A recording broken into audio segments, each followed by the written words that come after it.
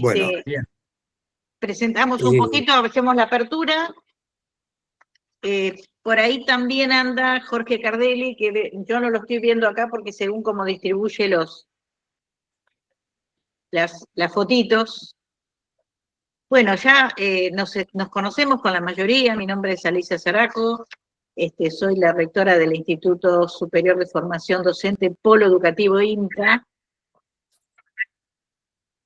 Y desde ese lugar les damos la bienvenida. Este espacio, digamos, también está constituido por la Asociación Civil Polo Educativo INPA, de los cuales el presidente es el licenciado. Está entrando Eduardo Murúa, mirá.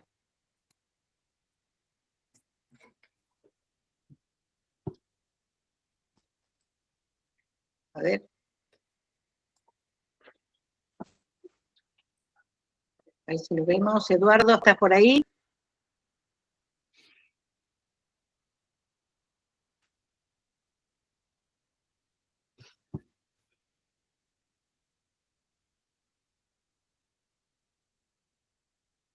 A ver, Eduardo, habla, así te acomoda la foto y te podemos ver.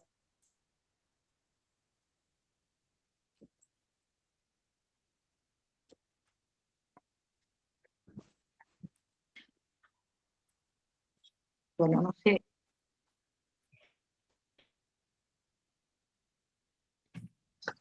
Vamos a ir arrancando, ya va a aparecer acá.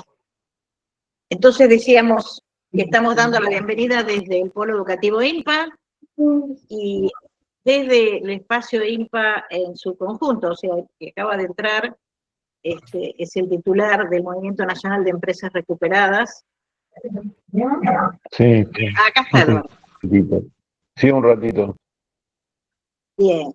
No, yo no sabía. Recién me Ahí está. Entonces decíamos, bueno, el espacio educativo nuestro está conformado por el Instituto Docente y por la Asociación Civil Polo Educativo INPA, cuyas autoridades son el licenciado Cardelli, que debe estar también por aquí, el profesor Gutiérrez, acá sigue entrando gente, el profesor Gutiérrez y Laura Gómez, la profesora Laura Gómez, que sería la tesorera, presidente, secretario y tesorera de la asociación.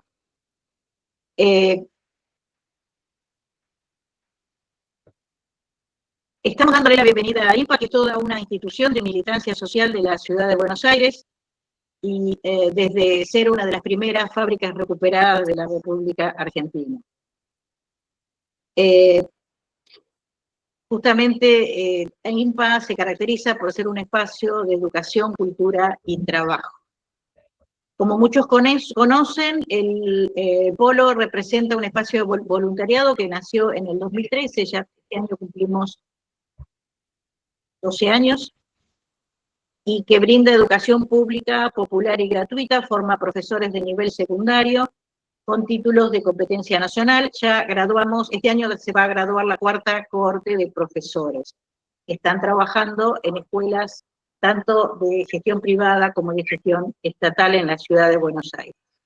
Este es un espacio de voluntariado por el cual han pasado cientos de docentes y no docentes en estos 12 años, que hacen su aporte gratuitamente, no perciben sueldo, y la lucha fundamental del espacio es por una educación para todos, y trabajamos fundamentalmente formando profesores con chicos que vienen desde los barrios más desposeídos de la ciudad y del conurbano. Para nosotros es un inmenso honor poder abrir nuevamente este año el Seminario de Derechos Humanos a 2025. Y esto se está pudiendo hacer por la gran generosidad de cada uno de los disertantes que se sumaron generosamente para que esto fuera posible. Y por supuesto, este año tenemos el gran regalo de tener la presencia y la voz de Pérez Esquivel abriendo el seminario y regalándonos su pensamiento. Bien, la idea es, como dijo Carlos recién, de que este sea un encuentro para compartir opiniones, para poder reflexionar, escuchar, preguntar, porque entendemos de que los derechos humanos es algo transversal, que es independiente de la coyuntura económica del país y del mundo en un determinado momento. Bienvenidos a todos y todas, bienvenidos al Espacio INPA. Este es un lugar compartido y queremos que podamos disfrutar el encuentro. Carlos. Gracias, Alicia. Un saludo, un abrazo fraterno a todas las compañeras, compañeros, amigos que están compartiendo este espacio de encuentro y de reflexión. Un honor presentarlo a Adolfo. Por ahí es presuntuoso decir presentarlo porque creo que todos lo conocemos, lo conocen. Quizás no todos sepan que es un gran escultor y un gran pintor, que muchas de sus obras están en lugares públicos trascendentes de nuestro país y del exterior, pero está claro que es mucho más conocido para la mayoría de nosotros por su permanente actividad en defensa de los derechos humanos y la autodeterminación de los pueblos. Por lo tanto, también defensor de la democracia, una democracia que permita la participación y el bien vivir de todos. Adolfo Pérez Esquivel en 1980 recibió el Premio Nobel de la Paz. Es el momento en que se transformó en una persona pública, conocida, reconocida y muy valorada por todos los que estamos en el mismo camino.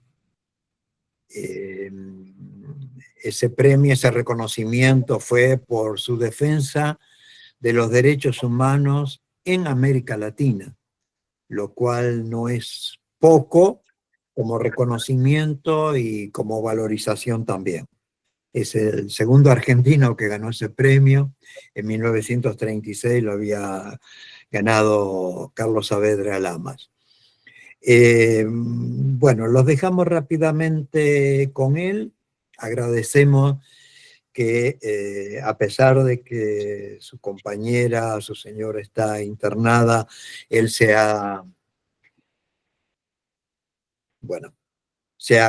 había comprometido y está acá firme, como está siempre firme en todos los lugares en que hay que poner el cuerpo. Y con él agradezco a Alicia la posibilidad de presentarlo. Yo vengo acompañando la campaña contra el hambre y por la soberanía alimentaria que Adolfo lanzó hace un poco más de un año.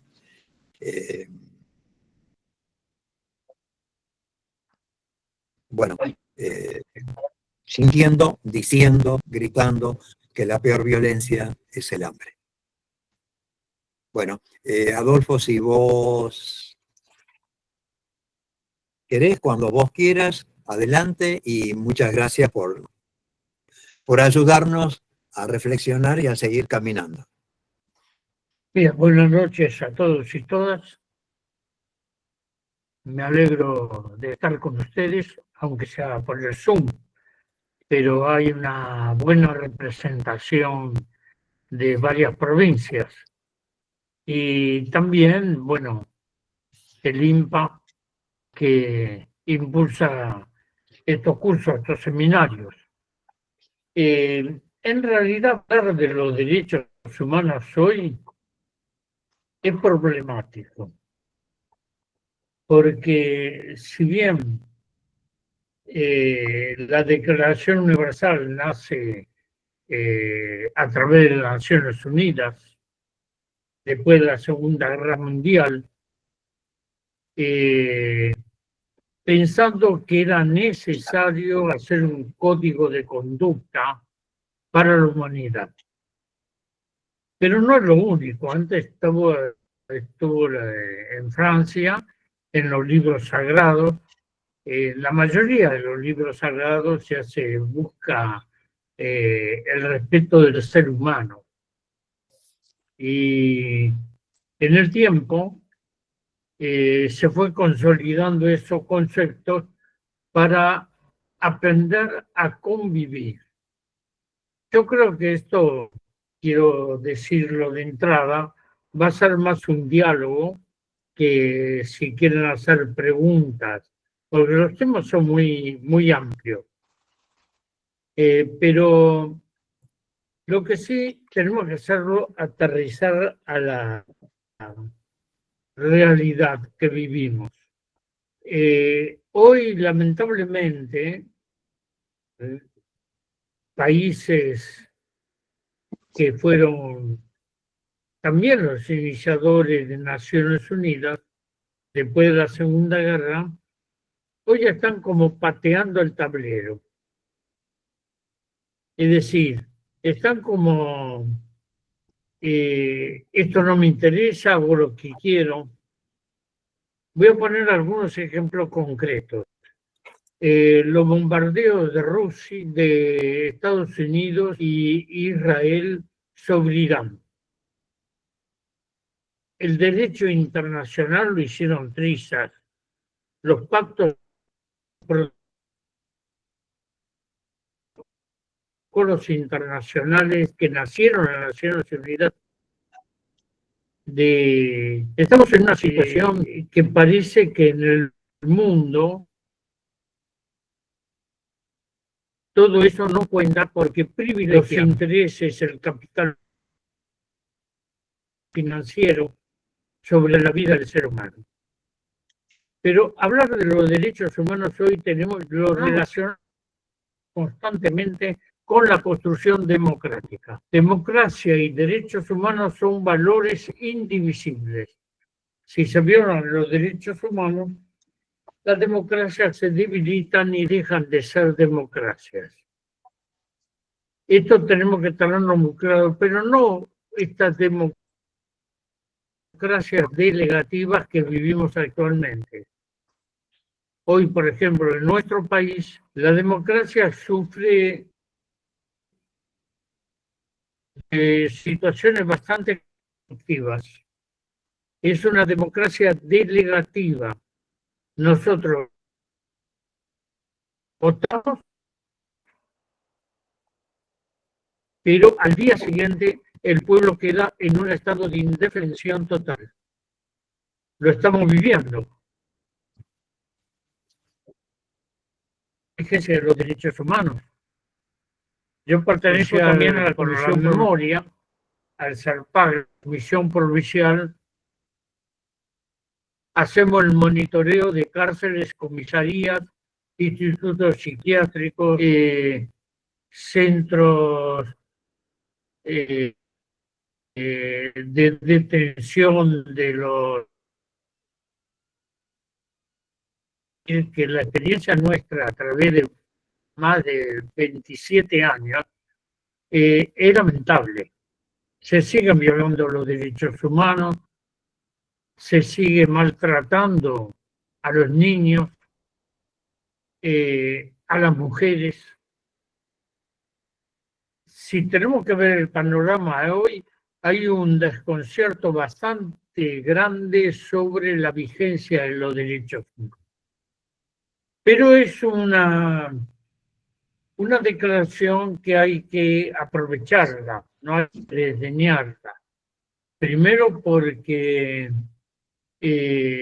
hay muchas situaciones que abarcan la vida misma. Los derechos humanos no es únicamente secuestro, desaparición de personas, tortura.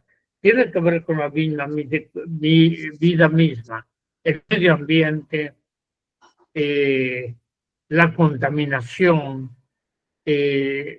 Aquí habría que señalar también los ancianos, los jubilados que hoy sufren la violencia estatal.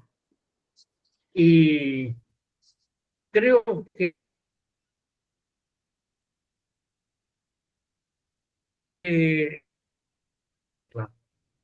todos los derechos humanos es para lograr una mejor convivencia la vida de las personas y los pueblos.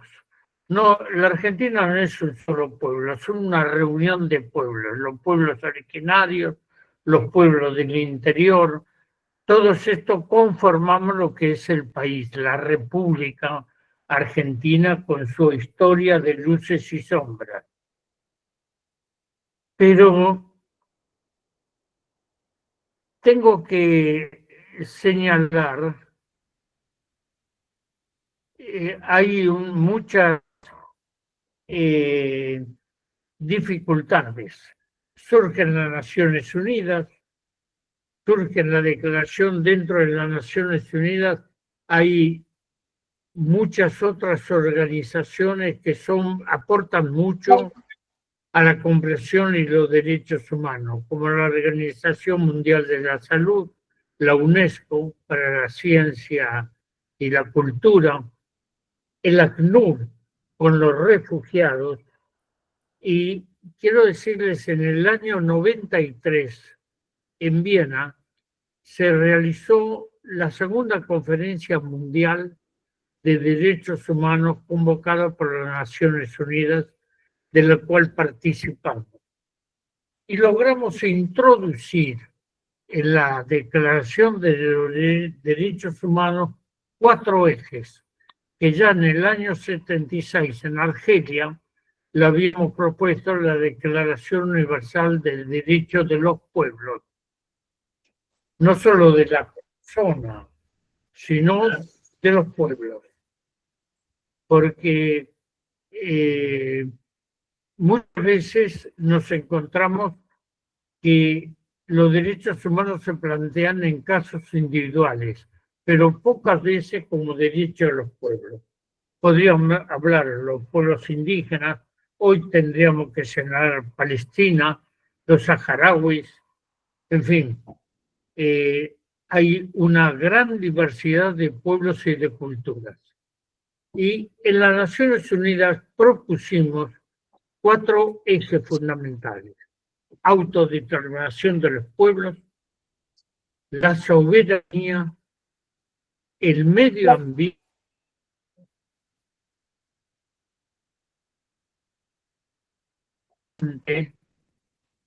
y el desarrollo. Esos 4 ejes están incluidos.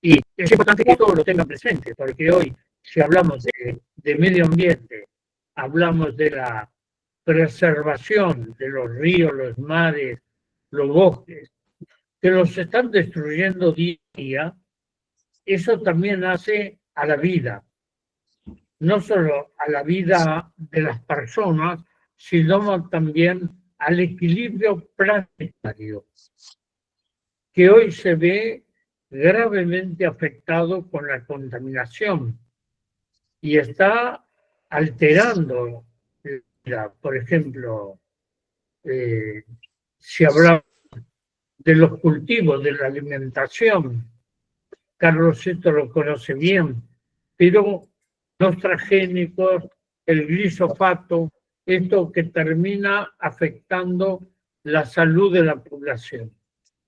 Y donde se impone esto en el capitalismo, lo impone a la vida de los pueblos. Hay otras cosas de los derechos humanos que tendríamos que ver. Yo estoy haciendo un rápido presentación de los distintos aspectos de los derechos humanos, porque son integrales. La integridad, tenemos que tener un pensamiento holístico para comprender lo que abarca los derechos humanos en la vida de las personas. Aquí en Argentina, después vamos a hacer un recorrido por América Latina, pero fundamentalmente en Argentina, después de la triste experiencia de la dictadura militar, la Argentina fue pionera en muchas cosas. En el año 81 en París presidí en el Senado de Francia la convocatoria del primer coloquio del secuestro y desaparición de personas. Y la presidí con el doctor Petití de los juristas de la Comisión, conocerán que Julio Cortázar. Presidimos ese coloquio para determinar la figura jurídica de la desaparición de personas. Y en esto trabajaron muchísimo el exilio argentino, a que se sumaron otros más. Participaron unos 500 representantes de distintos países. En ese entonces elevamos a las Naciones Unidas las conclusiones del coloquio de juristas en el Senado de Francia. Y a partir de eso, Naciones Unidas tuvo los fundamentos para avanzar en la desaparición de personas, que es forzada e involuntaria de personas, agregando y fortaleciendo los derechos humanos. Posteriormente, con los pueblos originarios, las mujeres, los niños, fueron recreando compactos y protocolos. Hay una legislación hermosa en todos los aspectos, pero hay pocos instrumentos para la vigencia de los derechos humanos. Hay mucha impunidad todavía.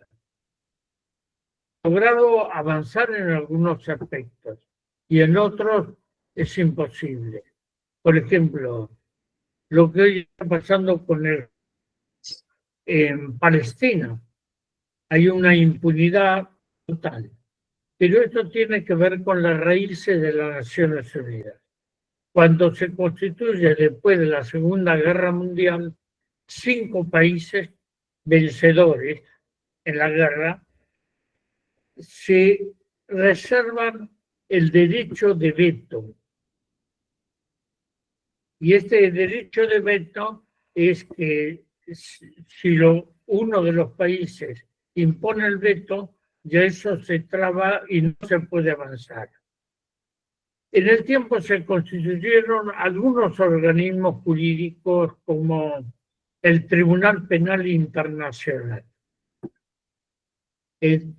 que funciona regularmente, y también la Corte Penal de la Comisión Interamericana, lo que es la OEA, la Organización de Estados Americanos. Está el Consejo de Europa, hay muchos pactos y protocolos.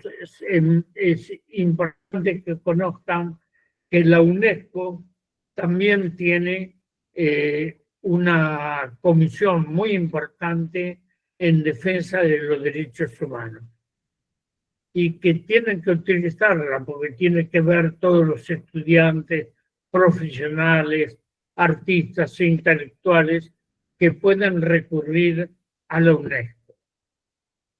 Ahora, los derechos humanos, el derecho de la persona es un derecho que debemos proteger como es la vida. Y eso es lo que hicimos en la lucha por los derechos humanos en nuestro país, pero también en el mundo y en América Latina. Estos mecanismos o estos instrumentos pudieron avanzar gracias a la constitución de los organismos de derechos humanos, que nacieron de las bases de las poblaciones. No fueron instituciones impuestas desde arriba por los estados. Los estados después las tuvieron que asumir, pero los estados son responsables de la vigencia de los derechos humanos. Y hoy vemos que muchos están hablando. Sí es importante que conozcan que la mayoría de los países miembros de Naciones Unidas firman los protocolos, pero después no los cumplen. Estados Unidos es un país que firma, pero no ratifica ninguno de los convenios de Naciones Unidas. Entonces le permite actuar con total y absoluta impunidad las intervenciones en otros países. Ahora, es importante el derecho de las personas, los derechos económicos, sociales y culturales, y los derechos de lo que acabo de señalar, el derecho al medio ambiente, a la soberanía de los pueblos, a la autodeterminación y al desarrollo. En este sentido, son instrumentos que nos permiten avanzar y establecer una convivencia entre las personas y los pueblos. Por eso es muy importante la relación, no de la persona, sino el derecho de los pueblos. Después, cada uno tiene su particularidad. Pero yo voy a hacer referencia a América Latina. América Latina en los años, desde mediados de los 50 en adelante, hay en la Escuela de las Américas de Panamá, forma los militares latinoamericanos, las academias militares de los Estados Unidos.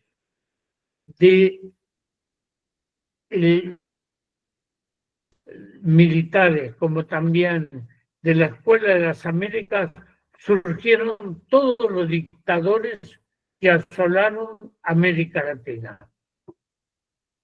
Videla, Macera, Pinochet, en fin, en todo el continente y andan dictaduras militares para imponer la doctrina de la seguridad nacional. Esa doctrina de la seguridad nacional nace en Estados Unidos y en la Escuela de Guerra de Brasil. Brasil impone una dictadura militar en el año 64, es la más antigua de la mayoría de los países latinoamericanos. Y después, la metodología que utilizan para reprimir a los pueblos no es casualidad. Voy a señalarlas muy rápidamente. Si después hay preguntas, podemos profundizar. La desaparición de personas y los vuelos de la muerte, los militares lo aprenden de los franceses de la guerra de Argelia. Esto es la desaparición de personas con los vuelos de la muerte. El secuestro de niños, que todavía se están buscando a esos niños, las abuelas. Hay un médico aquí en Argentina, Raúl Zaffaroni y yo fuimos los directores de su tesis doctoral, Claudio Capuano, que ustedes conocen porque trabaja mucho en derechos humanos y es el que dirige la Cátedra Salud y Derechos Humanos en la Facultad de Medicina. En su tesis doctoral, él comienza a investigar la desaparición de niños y llega a ver raíz de eso. La desaparición de niños se basa en la Guerra Civil Española, con un teniente coronel del ejército de Franco llamado Antonio Náguera. Antonio Náguera sacaba a los republicanos sus hijos y sus hijos recién nacidos y los entregaba o los vendía. Ese mecanismo se utiliza en Argentina. Los militares no inventaron absolutamente nada. Todo esto lo fueron aprendiendo a través como la intercomunicación entre los ejércitos en las escuelas de las Américas para generar una política de terror y someter a la población, fundamentalmente a aquellos sectores, aquellos comprometidos con la vida de los pueblos, ¿no? Periodistas, artistas, escritores, científicos, que muchos emigraron del país. Pero en toda América Latina está lo que se llama el operativo Cóndor, que era comando de distintos países, comando de Chile, que actuaban en Argentina, pero actuaban en Europa y actuaban en Estados Unidos, cometiendo delitos gravísimos. Eso, se logró que en Naciones Unidas la desaparición de personas es un crimen que no prescribe en el tiempo, es un crimen continuo. Esto es lo que pasa con las políticas que implantaron en ese entonces, pero que hoy, en el tiempo de más de 40 años, hoy están en África. Perdón, habría que... Perdón, que Adolfo, pero hay mucho ruido, hay un micrófono de Asira, creo que dice, habría que silenciarlo. ya está. Bueno, en toda América Latina el operativo Cóndor es esto, gente que secuestraron de otros países y prisioneros para seguir esta política de control de la sociedad. Hay una escritora, periodista, muy amiga mía, que ustedes conocerán, Estela Caloni, que ella investiga los archivos del terror en Paraguay, pero también aquí en Argentina. Y Estela Caloni trabajó mucho también en Centroamérica. Trabajó en El Salvador, Nicaragua, en Costa Rica, y es corresponsal de la Jornada de México. Y ella tiene La Hora del Lobo, que hace una investigación sobre estas políticas del terror del operativo Cóndor. Esto en el tiempo fue cambiando, pero no desapareciendo. Son mecanismos que todavía están. Y cuando hablamos de los derechos humanos, tenemos que ver después la realidad de cada sector que se ve afectado. Ya señalé los niños, con las políticas de imposición en el día de hoy, los más llamados chicos de la calle, ¿no?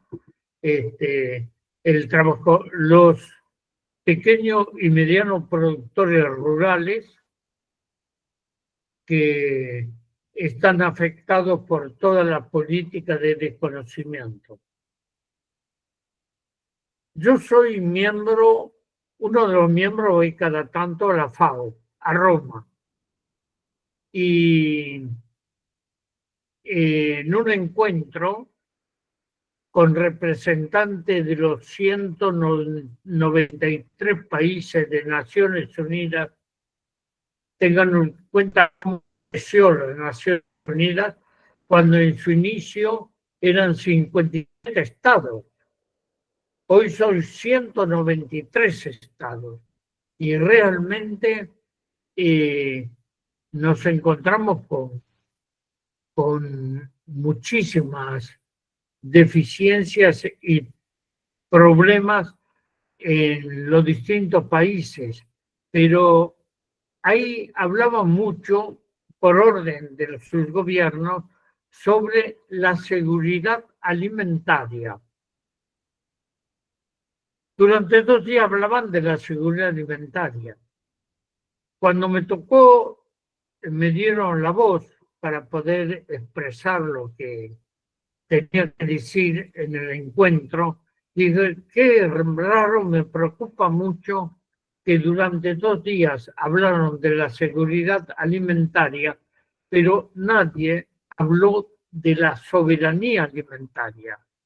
No hay seguridad alimentaria sin soberanía. Bueno, eso desató un aquelarre ahí, porque ahí estuvieron como despertando de que alguien lo diga para poder entrar en el debate. Pero también quiero decirles que hay muchas cosas sobre la situación alimentaria. Ustedes conocen los transgénicos, el glifosato, pero esto genera dependencia. La situación, porque no son fértiles ahí mismo en la FAO tenía al lado sentada la representante de la India y dice, yo tengo que decir, y me preocupa, que en la India hay muchísimos suicidios de campesinos. Tenemos más de 350 campesinos que se suicidaron. Entonces, ¿por qué? Porque si bien una cosecha no le va bien por las sequías, etcétera, la dependencia de las semillas transgénicas, del glifosato, los fertilizantes como el glifosato, les genera una cadena económica que después no pueden pagar y pierden tierra, pierden familia, pierden trabajo, pierden vivienda y no les queda otra cosa, por lo menos podrían hacer otra cosa, pero la desesperación los ha llevado al suicidio. Esto también tiene que ver con los derechos humanos, tiene que ver con la vida. La alimentación no es solo la alimentación, sino que es cultural. La alimentación es una cultura que hay que preservar de los pueblos. No todos los pueblos se alimentan igual.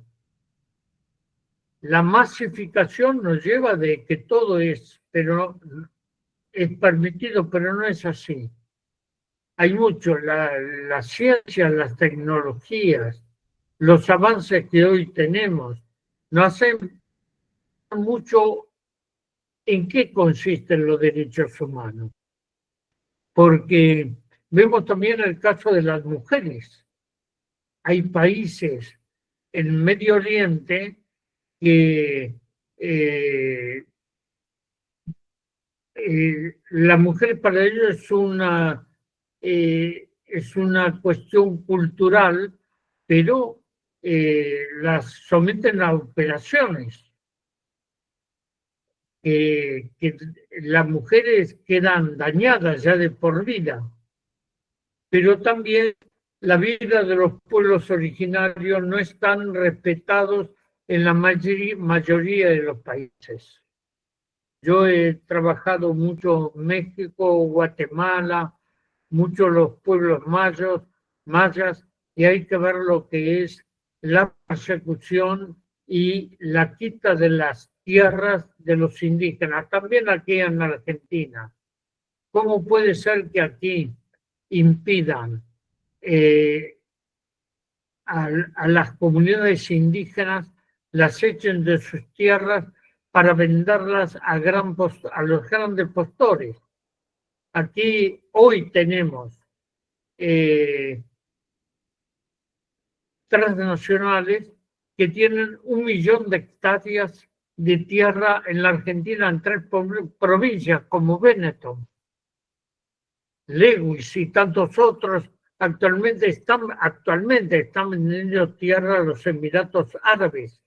No sabemos si nosotros somos dueños de la tierra que pisamos. Esto que señalo, también hay un eje que es la economía. La economía no es una economía de distribución, sino de explotación.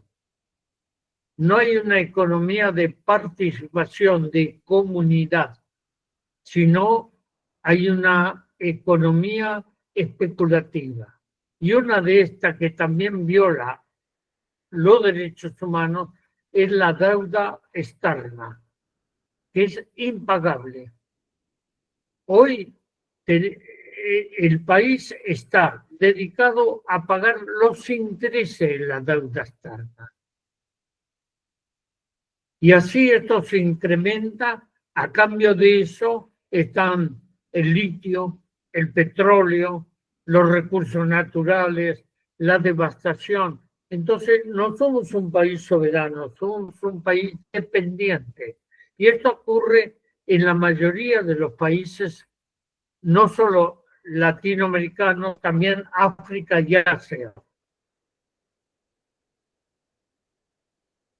Camino para hacer frente a día. Hay más preocupación por el daño del medio ambiente, los ríos, los mares, la deforestación. Esto ataca la vida del ser humano en el planeta.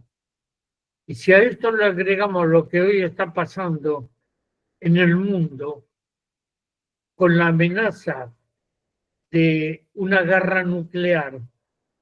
Yo recuerdo de hablando con Francisco, querido amigo, el Papa Francisco, él me decía, ya estamos en la Tercera Guerra Mundial, que es a cuentagotas, cómo va creciendo la violencia, la discriminación, los recursos. Ustedes saben que recién acabamos de recordar a Hiroshima y a Nagasaki. Se trabaja y se sigue trabajando intensamente para la abolición de las armas nucleares. Sin embargo, las guerras contaminan muchísimo el ambiente y dañan la tierra. Esto es otro de los grandes que enfrentar. El día 6 fue el aniversario de la bomba sobre Hiroshima y el día 9 sobre Nagasaki. Yo he estado en Japón varias veces y hablé mucho con las ibakusas. Las ibakusas son las mujeres, y hay hombres también, pero menos, que sobrevivieron a la bomba atómica. Y ellas hacen memoria de todo esto para transmitir a las nuevas generaciones la grave situación que hasta el día de hoy son personas afectadas por las radiaciones. Y esto es lo que hoy estamos viviendo. En América Latina, hoy tenemos que ver qué está pasando en Nicaragua, que tuvo una revolución sandinista, pero que hoy no se sabe lo que pasa con Daniel Ortega. Pero en El Salvador, que dicen para detener a los maras, Bukele, lo trata como si fuesen animales. La grave situación de los pueblos indígenas. Pero esto, hay algunos ejes que son comunes. La tierra, la distribución de la tierra. En Argentina no se habla de la reforma agraria. Es una mala palabra, pero sí se venden miles y miles de hectáreas a grandes empresas transnacionales o a los Emiratos Árabes. Esto está afectando no solo lo que es la política, los derechos, las deudas externas son un mecanismo de dominación. Antes a los esclavos les ponían cadenas, ahora nos ponen una deuda externa. Entonces, cuando hablamos de los derechos humanos, tenemos que ver que lo que está pasando con los humedales, con el medio ambiente, hay ya animales que están desapareciendo. Voy a tratar de terminar esta breve exposición con una experiencia con los mayas en Chiapas. Una vez viajaba muy seguido a Chiapas, iba a donde estaba el obispo Samuel Riz, pero me encontraba con los amigos mayas y me dicen, otra vez por aquí. Y sí, estoy en un encuentro internacional sobre desarme y desarrollo. Y le pregunto, ¿para ustedes qué es el desarrollo? Y ellos miraban asombrados.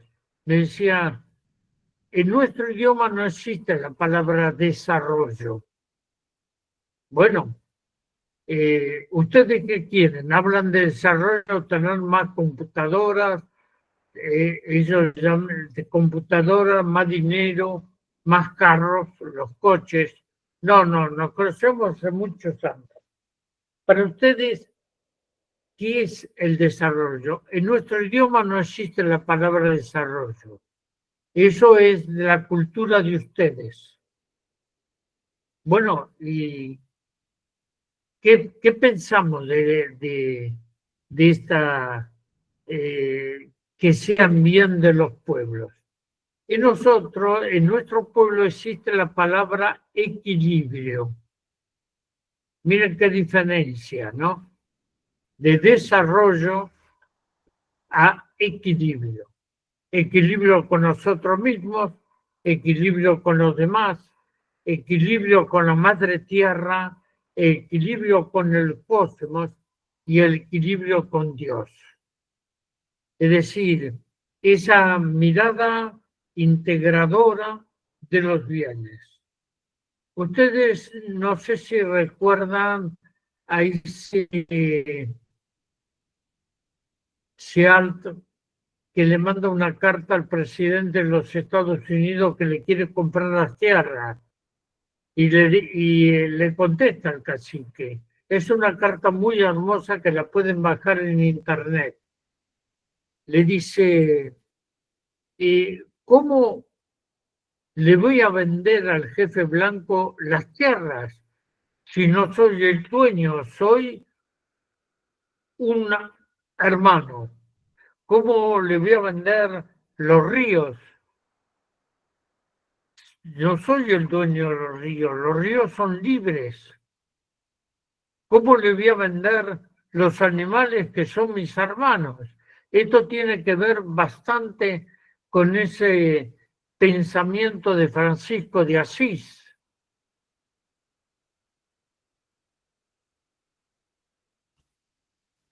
No sé, dicen que se perdió la voz.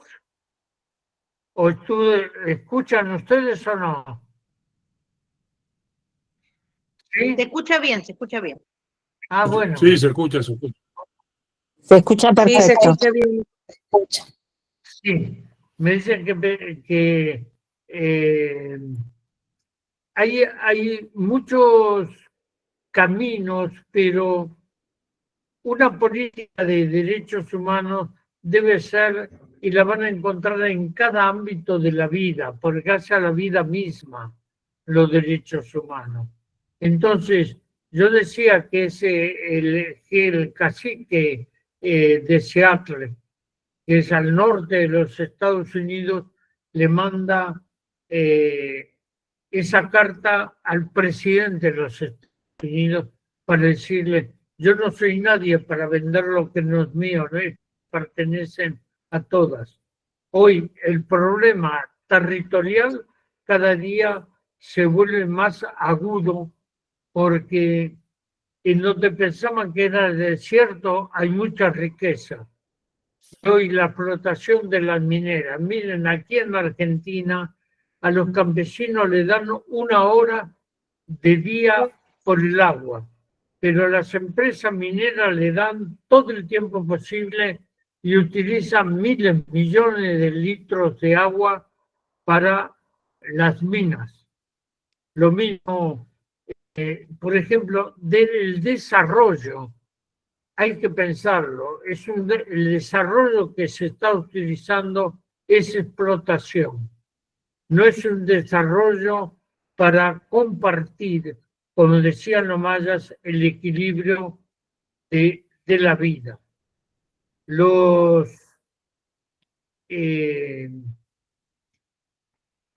bolivianos han publicado y trabajan mucho sobre el buen vivir.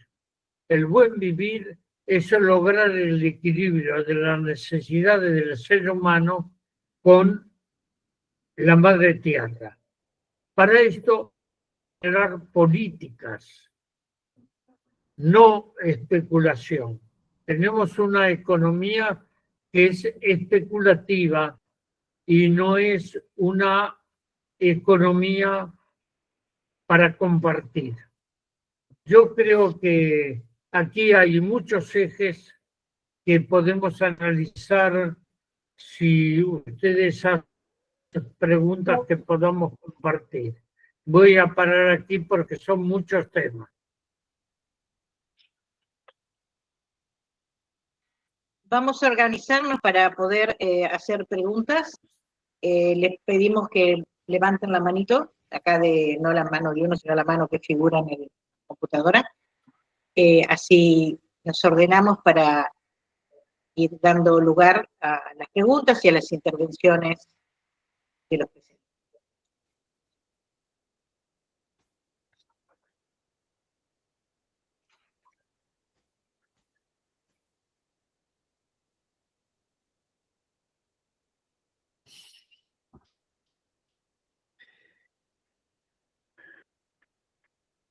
Miren, hay muchos pactos, protocolos que los pueden mirar. Yo traté de aterrizar más en la situación actual que vivimos en el mundo y que tenemos que enfrentar lo que hace a los derechos humanos hoy.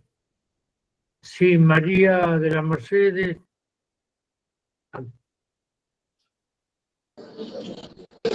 Hola, sí. A mí me gustaría, porque es una discusión que yo tengo, que vos dijiste que la democracia es inherente a los derechos humanos, pero no esta democracia, y quería que enfatices cuál sería la democracia, en todo caso. Y otro punto que de París, cuando pudimos imponer el tema de la desaparición de personas, dijiste que faltaban muchas cosas todavía y me gustaría saber en cuál sería el objetivo, eh, cuál es la faltante más grave que tenemos en esa área. Bueno, con respecto a la democracia, esta es una democracia delegativa. Pero después quedamos en un estado de indefensión. Por ejemplo, uno ve que diputados o diputadas, si bien lo votan para representar a un sector de la población, se cambian de bando. Otros delegan el mandato, como lo hicieron actualmente en el presidente Milei. Y entonces delegan el mandato y gobierna con el DNU. Entonces esa es la democracia delegativa. Lo que planteamos es una democracia participativa, que el pueblo tenga herramientas constitucionales y jurídicas para evitar los abusos de poder, o que venda la Patagonia sin el consentimiento del pueblo. Entonces tenemos que buscar herramientas. Aquí,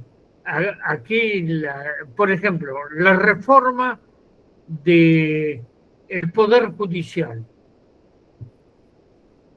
Tenemos que la reforma del año 94 nos hundió en muchas cosas. Decían que el federalismo no existe en la Argentina.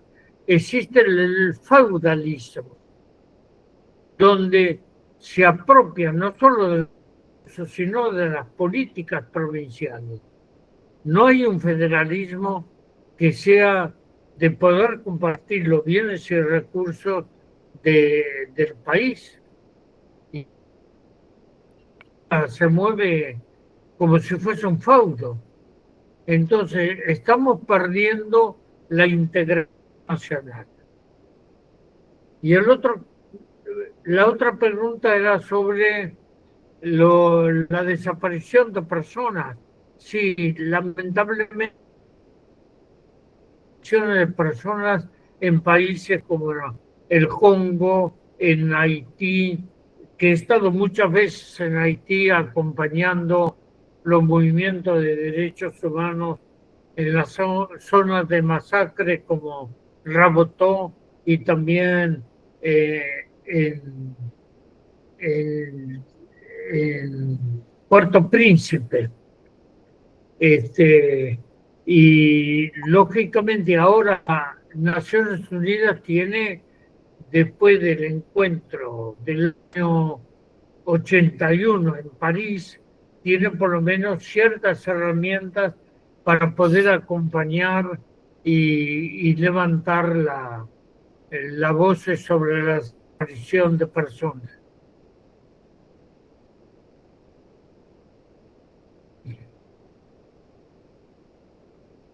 Pablo Meuli. Gracias.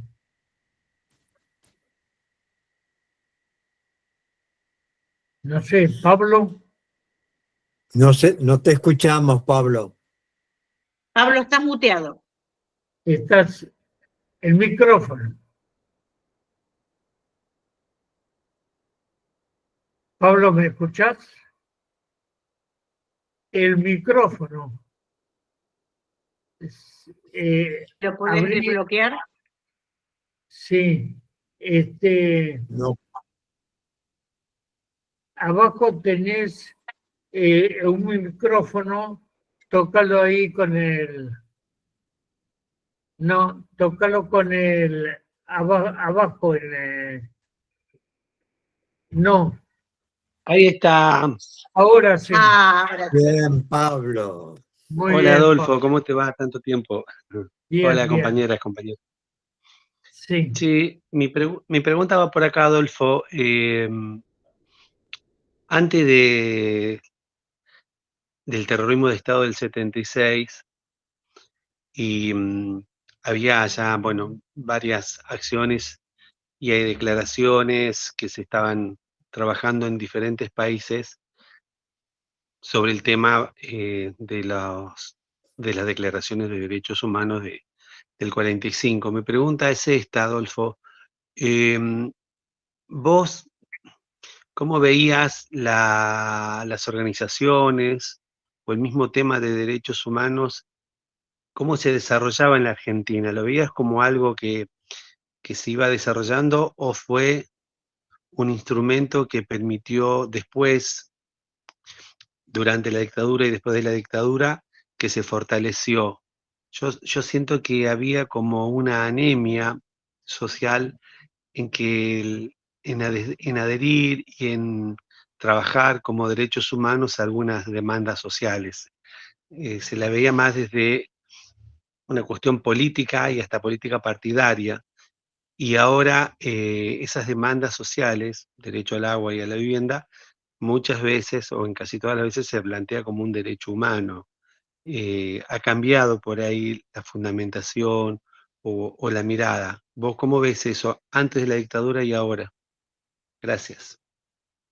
Sí, antes de la dictadura veníamos trabajando mucho en toda América Latina, desde México hasta la Patagonia, con distintos sectores. Por ejemplo, sectores sindicales por el derecho de los trabajadores, que también hacen los derechos humanos, con las infancias, o los pueblos originarios, al respeto a sus culturas, a sus lenguas, a su sistema de vida, que no es de la imposición del mundo occidental que se las impuso. Pero después, cuando comienza la dictadura, la desaparición de personas, se viene como a generalizar como la persecución política. Ya había dictaduras muy fuertes en América Latina, como la de Stroessner en Paraguay. A mí me puso 2 veces Stroessner de Paraguay, porque estábamos trabajando con las comunidades indígenas, primero en San Juan Bautista de las Misiones, en el Chaco paraguayo, también en Guatemala, tratar de apoyar a los pueblos originarios, pero también sufrían fuertes persecuciones. En Brasil también. En Brasil en el año 64 se impone la dictadura. Y en todos esos países había ya resistencia de las organizaciones sociales, pero no se habían organizado después como fue los organismos de derechos humanos. Las madres, me acuerdo que en el año 75 comenzamos a reunirnos. Teníamos 2 lugares porque el resto de las puertas estaban cerradas. Era en la Casa de Nazaret y en la Facultad Teológica Evangélica en la calle, no recuerdo ahora la calle, pero ya me voy a acordar. Eran las 2 únicas lugares donde nos podíamos reunir. Después, con el golpe, las mujeres ya se comienzan a organizar y de ahí surge la Madre en Plaza de Mayo. Pero también en Ecuador, que en ese momento yo me encontraba ahí, había mucho trabajo, mucha represión, porque toda América Latina prácticamente tiene dictaduras militares. Así nosotros comenzamos a organizar en Costa Rica, en México, en Panamá, también en Nicaragua, y ahí después surge la revolución sandinista. Pero hubo mucha gente en Haití también tratando de la madre del dolor, porque eran muy perseguidas y masacradas. Entonces únicamente la unión de esos grupos y el apoyo que le podíamos dar podían denunciar. Y también en ese entonces ya teníamos contactos con Europa, muchas organizaciones solidarias, muchas de las iglesias. En Estados Unidos ustedes saben que estaban los santuarios. Los santuarios eran iglesias, tanto católicas como evangélicas, que refugiaban ahí inmigrantes y gente que querían deportar. Ahora está pasando esto. No, yo hablo de los fines de los 60. ¿no? Como ahí en Estados Unidos hubo muchos excombatientes de la guerra de Vietnam que empezaron a hacer todo un trabajo contra la intervención militar de Estados Unidos en otros países. Recuerdo uno que fue comandante y que después renunció a todo eso por las atrocidades cometidas, Brian Wilson. Brian Wilson comandó muchas misiones, pero después de ver las atrocidades con la bomba racimos, renuncia y comienza a hacer todo un trabajo por la paz. Hubo muchas organizaciones europeas que comenzaron a colaborar para formar los grupos y movimientos en América Latina.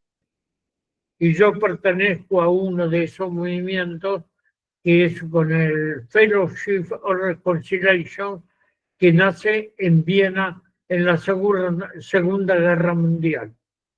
De ahí nosotros aquí en América Latina, no solo en Argentina, en América Latina, comenzamos a generar el servicio de paz y justicia.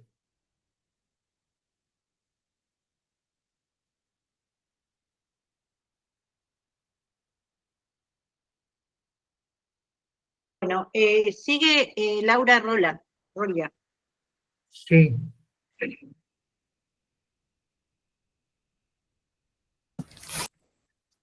Muchas gracias, Alicia. Y bueno, Adolfo, un placer poder hablar con vos. Muchas gracias también.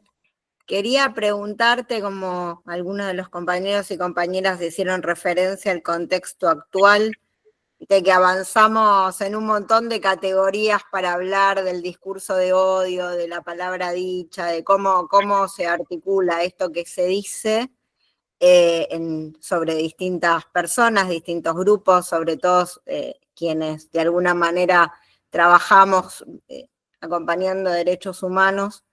Y la pregunta que te quería hacer era si tenías una reflexión respecto a este vínculo entre la palabra y la acción, y qué te parece esta construcción de la categoría del discurso de odio, y qué reflexión nos podías dar respecto de esto. Mira, la derecha se ha apropiado del lenguaje y ha avanzado muchísimo en Europa y también aquí en América Latina, en Estados Unidos. Es decir, el discurso de odio hay que tener mucho cuidado. Creo que hay una devaluación muy fuerte de la palabra. La palabra, y bueno, los que son docentes conocen esto muy bien, no ustedes saben que con una palabra se puede amar y con una palabra puede ser tan destructiva como un arma. Entonces hay que contrarrestar este discurso de odio, como también acciones que llevan a esos discursos de odio. Ustedes recuerdan que en la reja de la Casa de Gobierno colgaron como bolsas mortuorias, ¿no? Y señalaban que no con palabras, pero con hechos. Después, el insulto permanente y el descrédito hacia lo demás. Creo que si llegamos a esta situación es por el fracaso de las dirigencias políticas, que no supieron construir. Se quedaron en la política de coyuntura y no en las políticas de mediano y largo plazo. Yo he viajado por gran parte del mundo y hay países que proyectan a 5, 10 años, 20 años, y el pueblo sabe hacia dónde va. Ahora, fíjense en Italia. Italia tiene un gobierno de derecha que más o menos se asemeja mucho al que tenemos aquí. pero también ha surgido muy fuerte la derecha en Alemania, en España también. Creo que esto nos lleva a tener que revisar mucho los contenidos de la política y prepararse porque todo esto tiene que tener un cauce político. Miren, yo les puedo contar, con Lula nos conocemos de los años 70. Era el dirigente de los metalúrgicos en el ABC en Sao Paulo. Y en ese entonces Lula, como dirigente sindical, me decía, toda esta fuerza sindical popular tenemos que transformarla en una fuerza política. Y ahí surgió el PT. Mientras hacía un calor tremendo, me acuerdo, estábamos tirados en el suelo, en su casa, tomando caipirinha y tocando la guitarra. Y ahí se iba pensando cómo llegar a la formación de un partido político.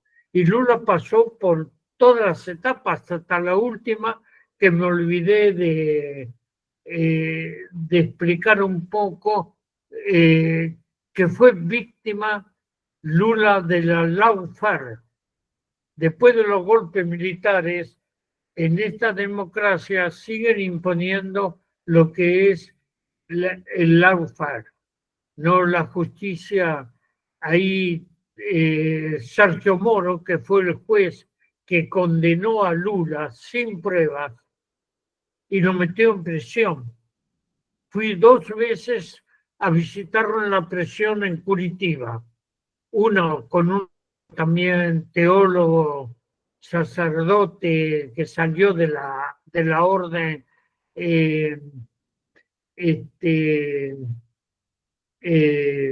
ay, se me fue, Leonardo Boff, el teólogo, y otro con Ignacio Ramonet, el fundador de Le Monde Diplomatique. Y bueno, impidieron que Lula llegue al gobierno y ahí subió Bolsonaro. Pero todo esto está preparado, sigue la misma política de dominación. Ustedes saben que ahora Trump le aumentó los aranceles a Brasil porque tienen preso a Bolsonaro. Entonces, ¿en qué quedamos? ¿Es democracia o no es democracia? Fue la justicia, pero la lawfare también se aplicó a Evo Morales en Bolivia, a Rafael Correa en el Ecuador y aquí a Cristina. Hay que ver cómo se va a salir de esto de la lawfare, porque realmente es preocupante y pueden sacarlo del medio en lugar de la bota de los militares a través de un poder judicial condescendiente con el poder político. Lo que estamos viviendo hoy en Argentina, ¿no? Es esto. Entonces, esto que estamos viviendo, estas democracias hacen agua por todos lados. Un amigo de Caminada por América Latina y el Mundo, que ustedes conocerán, ese gran escritor Eduardo Galeano, él decía que esta democracia, más que democracia, son democraduras. Eduardo siempre utilizó las palabras con mucha inteligencia y muy creativo. Y entonces decía que con esta democracia tenemos que tener cuidado porque hoy tenemos muchos mecanismos de dominación que están vigentes y no quieren permitir que los pueblos lleguen a la autodeterminación y soberanía, porque Estados Unidos sigue pensando en América Latina como su patio trasero, y así donde puede imponer bases militares, que las tiene, y parece que aquí en Argentina está colocando en Tierra del Fuego, con la condescendencia del actual gobierno.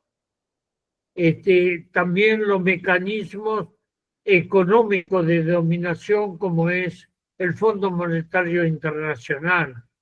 Ustedes saben que Estados Unidos se retiró, ahora retiró los fondos de la UNESCO, porque dice que la UNESCO apoya al pueblo palestino y denuncia a Netanyahu como genocida.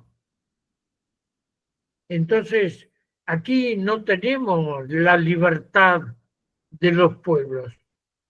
La única libertad que tenemos que hacer es tratar de unirnos en el continente, y para eso tratan de dividirnos, de enfrentarnos. Un hombre que trabajó mucho por la integración continental fue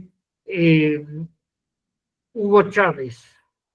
Hugo Chávez quería la integración continental, y lo único que pudo hacer, entre todas las cosas que hizo, fue Telesur, para tener una voz propia en el continente. Quería pensar en el Banco del Sur, pero eso no pudo. Sin embargo, tenemos la CAF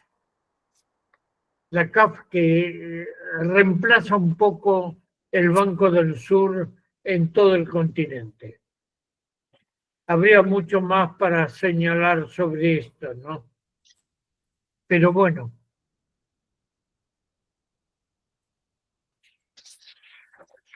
Bueno, ahora le toca a Gabriela González, me parece que en el orden. Hola, gracias. Buenas noches, compa. Buenas noches. Gracias primero al espacio por permitir esto, que es hermoso. Gracias a Adolfo, que a pesar de la situación que está pasando, está acá. Más que agradecido, un honor. Y a mí lo que me gustaría saber, o me gustaría escucharlo, digo, es esto de cómo hacemos para volver a la unión social, más allá de esta grieta. Yo soy psicóloga social y trabajo desde ahí, y los derechos humanos nos tocan todo el tiempo.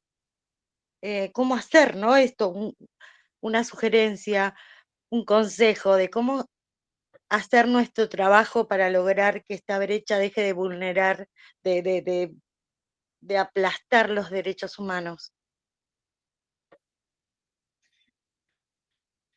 Uno es la educación. La educación, yo conocí a Pablo Freire, estuvimos en muchas reuniones juntos, pero Pablo siempre afirmaba mucho la educación como práctica de la libertad. Yo sigo enseñando en la Facultad de Ciencias Sociales, y siempre para mí es un desafío: ¿para qué educamos? ¿No? Porque podemos sacar buenos ingenieros, arquitectos, médicos de la facultad, pero con mente de esclavos, y van a ser buenos esclavos para el sistema de dominación. Entonces, siempre lo que le digo, que hay que ser rebelde. Y la rebeldía comienza por la rebeldía de la conciencia, de no involucrarse y de tratar de abrir los espacios para generar. La educación para mí es generar conciencia de hombres y mujeres para la libertad. Y generar conciencia de hombres y mujeres para la libertad es fundamental, porque si no, no podríamos amar. Qué palabrita, ¿no? Porque el amor si todo esto no le ponemos la pasión del amor, no podemos avanzar. Una vez con la Madre Teresa en el Palacio Elíseo en París, había una recepción que había convocado François Mitterrand. Y no, yo era muy amigo de Danone. Entonces me invitaron y me encontré ahí con la Madre Teresa. Y la mujita miraba para todos lados y me dice, yo no entiendo lo que dice esta gente. Y yo le seguí la corriente. Digo, no, Teresa, no los entiendo lo que dicen. Y bueno, Teresa, ¿qué entendés? Era muy pícara. Me dice, yo entiendo una sola cosa. Y dije, voy a seguir la corriente. ¿Y cuál es esa sola cosa? Que tenemos que poner el amor en acción. Y es esto, ¿no? Desde tu lugar es esa fuerza de poner el amor en acción. Y eso es transformador. Así, yo creo que lo que nos pasó en el 2001, ¿no? Este corralito, que si no teníamos, no poníamos el esfuerzo. Ustedes saben, en las asambleas populares, las fábricas recuperadas, ¿qué nacieron? De unirse en la necesidad, pero también esa fuerza de amar al pueblo. Eso es fundamental, porque por más que esto, el discurso de odio, todo esto que nos quieren meter, lo tenemos que contrarrestar no con el mismo odio, sino con la fuerza de amar. Esto que Teresa lo tenía muy claro en Calcuta. Si no, no podría haber hecho lo que hizo y nosotros no podríamos trabajar en lo que estamos, ¿no?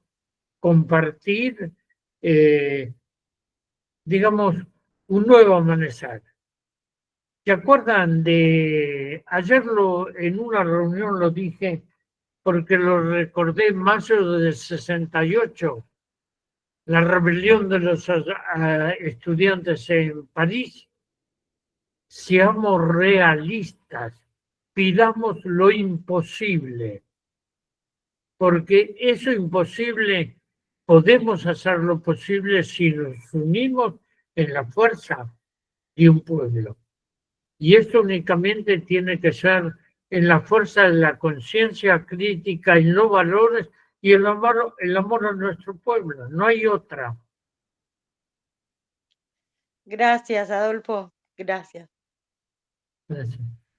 A ver quién sigue. Las manitos levantadas. María del Carmen, adelante. Buenas noches. Gracias, Esquivel, por la profundidad de la disertación y por la paciencia. Frente al genocidio sionista de Netanyahu sobre Palestina, y habida cuenta que el pueblo israelí casi en su conjunto se niega a esta propuesta salvaje y asesina de Netanyahu. Sí. Yo creo haber escuchado que dijiste que la culpa la tienen las Naciones Unidas por esos 5 países vencedores que se reservan el derecho a veto. ¿Podrías explicar un poquito más profundamente esto, si es que escuché bien? Sí. Después de la Segunda Guerra Mundial, los acuerdos de Yalta, las 2 grandes potencias se dividen el mundo como una naranja. Pero después, ¿qué pasa? Uno trata de chuparle jugo a la otra parte de la naranja. Es esto, ¿no? Y cuando se ve la necesidad después de los crímenes de la Segunda Guerra, se forma las Naciones Unidas. En esta construcción se reservan el derecho a veto. Ese derecho a veto, cuando se forman las Naciones Unidas, eran 57 estados. Hoy son 193 estados, pero con la misma estructura del año 45. Entonces, si hay un veto de Estados Unidos, no se habla. Si el otro es de China, tampoco se habla más de eso. Entonces, Naciones Unidas como estructura no tiene la capacidad, porque eso lo maneja el Consejo de Seguridad. Entonces, Naciones Unidas no tiene la capacidad de revocar esos mandatos. Tanto es así que Antonio Guterres, el actual secretario general, no puede decir nada sobre Palestina, sobre el genocidio de Israel. Naciones Unidas no puede condenar a Israel por los crímenes cometidos,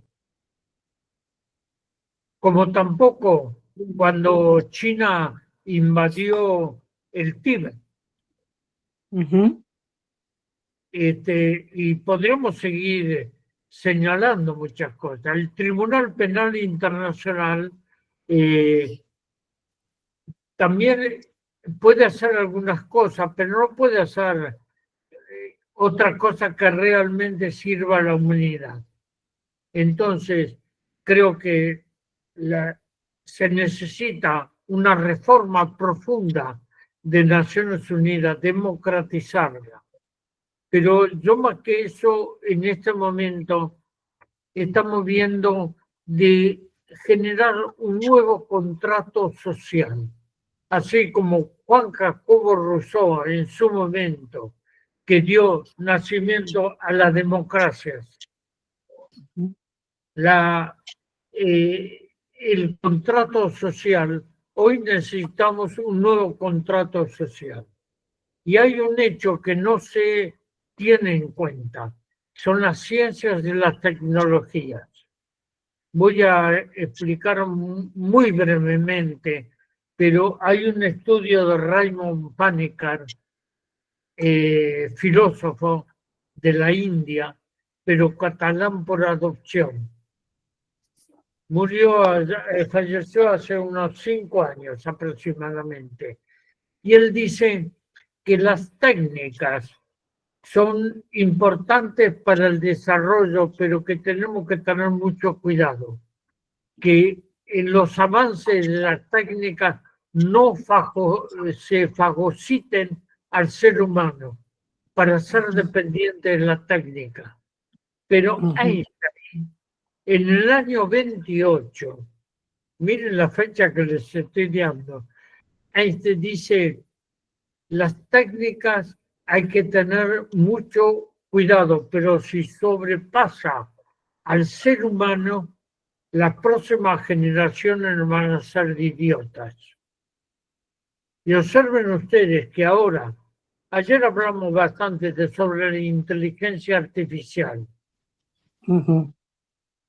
La inteligencia artificial es como el comienzo de la era industrial, ¿no? Donde sí, todo muy hermoso, pero quedaron muchos afuera. Y hoy prácticamente la gente que trabaja en los campos, hoy la maquinaria los ha desplazado. En las fábricas, en Italia,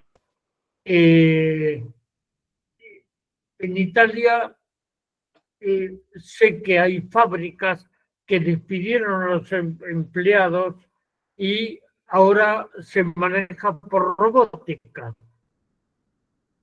¿Qué va a parecer la inteligencia artificial que va a desplazar al ser humano? Es una situación que hay que pensar hasta dónde la inteligencia artificial puede llegar. Y yo creo que sí, el ser humano cada vez está más desplazado. Y observen ustedes que dentro de poco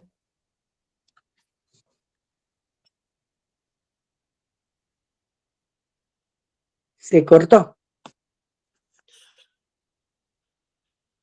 No se escucha, Adolfo. Hola, ¿qué pasó? No se escucha, parece que se hubiera cortado la transmisión. Sí, se congeló. Dice Ahí volvió. Volvió. Bueno, es el tiempo. La ciencia y la técnica, las tecnologías, también tenemos que pensar en el tiempo. No pensamos en el tiempo. Y el tiempo es fundamental. Hoy estamos frente a la computadora. Se cortó, nos ponemos nerviosos. 2 minutos. Tranqui. Nos ponemos, tenemos un vuelo a Europa y si tarda más de 1 hora o 2 horas de lo previsto, 12 horas, nos ponemos nerviosos. Corremos todo el día hacia ningún lado, pero corremos. ¿No? El tiempo, tenemos que pensar, no tenemos tiempo para meditar, para pensar, para encontrarnos con nosotros y nosotras mismas, ¿no?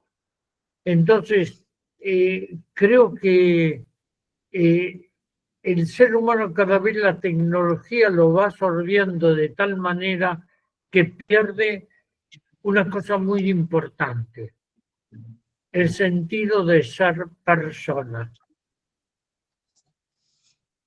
Y si perdemos el sentido de ser persona, nos perdemos a nosotros mismos. Entonces, no hay el tiempo de meditación. Yo, unos chicos, antes de las elecciones, ¿cómo se informan ustedes de lo que está pasando en el país? Con el TikTok. Claro. No puede haber razonamiento, no puede haber un sentido crítico, valores, porque el TikTok es el límite de su pensamiento. Entonces, esa generación está fagocitada por las tecnologías. Ven con el celular, están mañana, tarde y noche y los absorbe. Hoy los chicos no juegan a la pelota, al valero, lo que jugábamos nosotros, al barrilete. Son juegos que ya dejaron de existir. Entonces, es muy importante reflexionar sobre el tiempo y tratar de regular el tiempo. No, creo que es uno de los grandes desafíos de nuestra época. Y de pensar en esta inteligencia artificial que hoy se agarra el celular y se consulta la inteligencia artificial sobre tal problema y la inteligencia artificial nos gana de por lejos la respuesta. Esto, Bueno. Raymond Panikkar, sería bueno de volver, yo lo tengo en mi biblioteca, voy a volver a leerlo porque creo que es un desafío de nuestro tiempo que todos tenemos que ver el reloj tal hora, tal minuto y nos perdemos de comunicarlo. Hoy ¿saben dónde vi más solitarios? En las grandes ciudades. Son solitarios en multitudes. Y el problema urbanístico es un desafío. En el año 50, el 85, 86, 87% de la población mundial va a vivir en las grandes ciudades, con todos los problemas de las periferias, de las villas, de los asentamientos y de la violencia que se está desarrollando en las grandes ciudades. Entonces, esto hace también a ampliar la mirada, la comprensión de los derechos humanos, como también qué tipo de alimentación vamos a tener en nuestras sociedades. Bueno, hasta aquí. Bueno, hemos justamente, queremos... Muchas gracias por la respuesta que fue totalmente ampliada, así que agradecida, muy agradecemos honrada. a Adolfo toda su disposición, su llaneza, digamos, para aceptar todas las preguntas, contestó todo lo que se le preguntó. Ha sido un momento muy, muy lindo. Agradecemos muchísimo su presencia. Y bueno, les comentamos que tenemos 7 encuentros más. Este seminario tiene 8 encuentros. Van a ver cuando vean el programa que tenemos muy buenos conferenciantes. Y el próximo martes vamos a hablar de derechos humanos y soberanía alimentaria. Qué bueno. Es un tema muy importante. Es un tema muy importante que tenemos que destacar, que tenemos que ponerlo en la agenda, porque en la agenda política no está. Entonces tenemos que seguir militando, haciendo encuentros, buscando convocar a la gente para que conversemos, sin entrar en disputas políticas, pero hay temas que no importa quién gobierne, debieran ser temas de agenda siempre, porque es el tema que la gente necesita, o sea, que los ciudadanos necesitan. Así que muchas gracias a todos. Este encuentro se está grabando, lo vamos a subir al canal del INPA, canal de YouTube, cosa de que los que no pudieron estar hoy acá porque están trabajando, puedan compartirlo, puedan escuchar lo que se conversó en este encuentro tan lindo.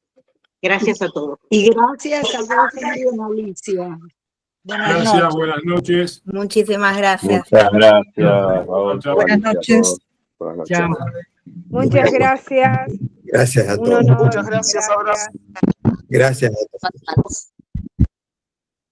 Muchas gracias. Buenas noches, muchas gracias. Gracias también para vos. Gracias.